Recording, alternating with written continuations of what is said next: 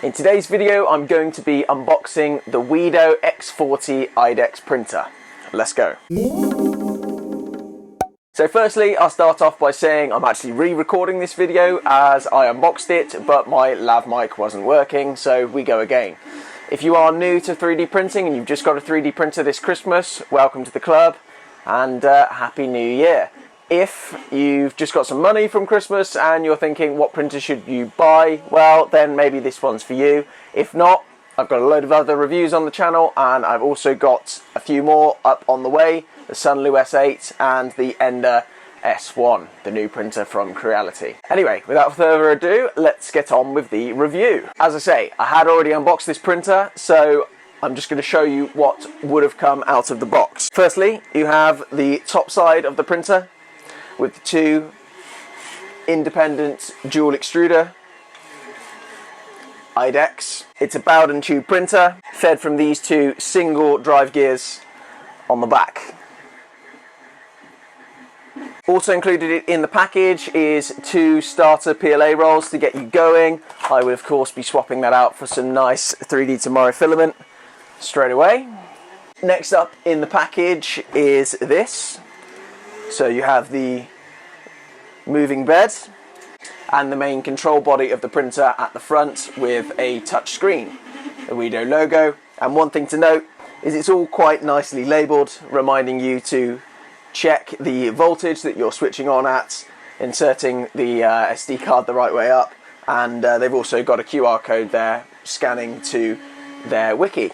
You'll also get this accessory box which comes with all the instructions for setup, scraper, USB data cable. You've got two spool holders which sit on top of the frame. It comes with two spare hot ends, which is a really nice touch. All the Allen keys you need, some wrenches, and also some cable ties for making sure all the cabling on the printer is nice and neat. You've then got the four main bolts for attaching the head of the printer to the frame, and the rest of the bolts needed for attaching the things previously mentioned. You get a glue stick, that's for bed adhesion, some USA made flush cutters, T-bolts for attaching the printer to the frame, well, just giving it some extra security. You also get two of these little brush holders that attach onto the printer, and they also come with two spare brush heads, which is really nice. What these brush heads do is clean the nozzle as it moves past, which is very handy for dual colour prints,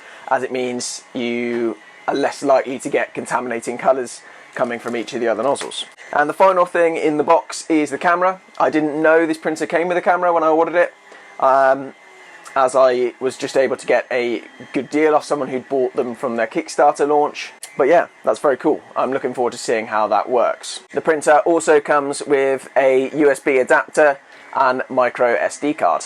Right, as I mentioned, I had already previously set this printer up, so in true Blue Peter fashion, here's one I made earlier.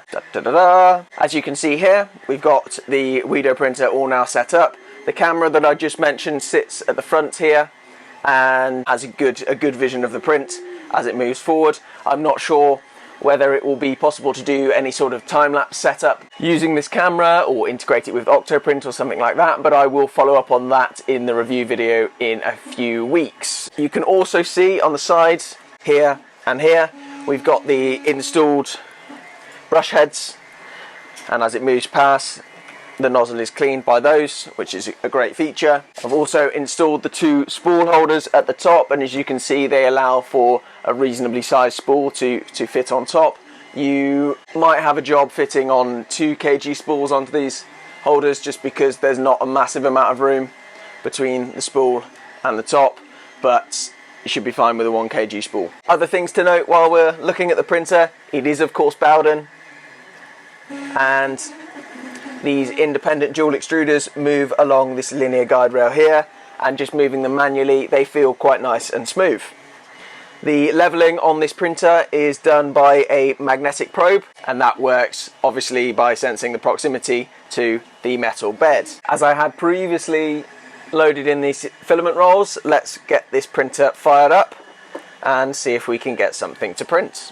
Okay, so when the printer's switched on, I'm greeted with the Weedo screen. The firmware came pre-installed, although it did mention in the instructions that you may need to install the firmware, but if so, then it should be on the included SD card. Anyway, we go ahead and we go to maintenance first, level bed, and begin.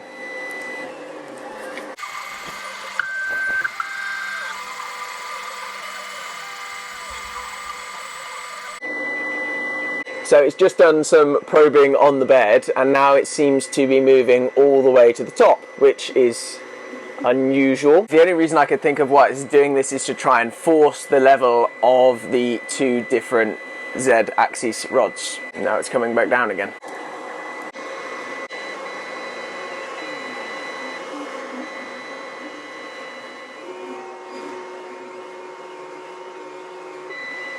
It's now moved to the first corner. Let's see what the screen's saying. Adjust the nut on the left front of the bed until the gap is the thickness of a piece of paper. Long time since I've done paper leveling, but there we go. Lefty loosey, righty tighty. About right. Next. Next.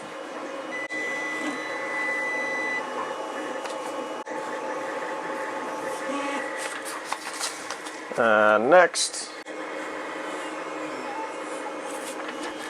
And next. It's now performing its probe auto bed leveling, 9-point bed leveling.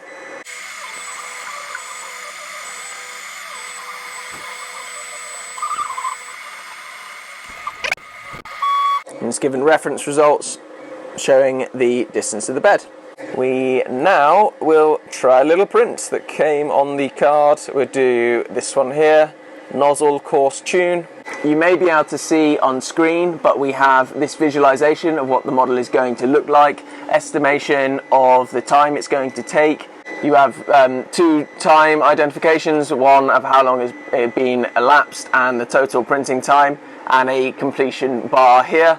We also have the name of the file, quit, pause, settings. If we open up the settings menu, you can see that we can change the filament operation, adjust the temperature and the speed. I'm going to adjust the temperature now and increase the nozzle temperature to 220 because we've loaded in Astro PLA, which likes it a little bit hotter than the Chinese PLA.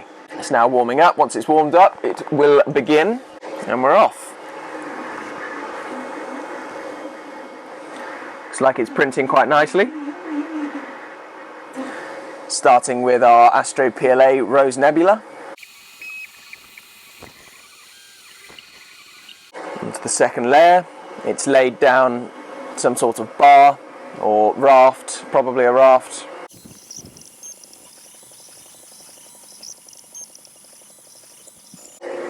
Onto the fourth layer now. They've gone down beautifully. Okay, we've now moved on to the second side, printing now in Teal Stardust Astro PLA. And it's laying down squares on top of the red raft. It's looking beautiful. While this is printing, I'll mention the four main modes that an IDEX printer has. Firstly, you've got standard single extrusion, where you just print with this one extruder and it takes up the full capacity of the bed. Secondly, you've got the duplication mode, which is where each of these independent dual extruders effectively act in exactly the same way. They split the bed in two, so you'd effectively get about 150 millimeters of width for each of the print areas, and you'd get the same part replicated on either side of the bed. The next one you've got is mirror mode.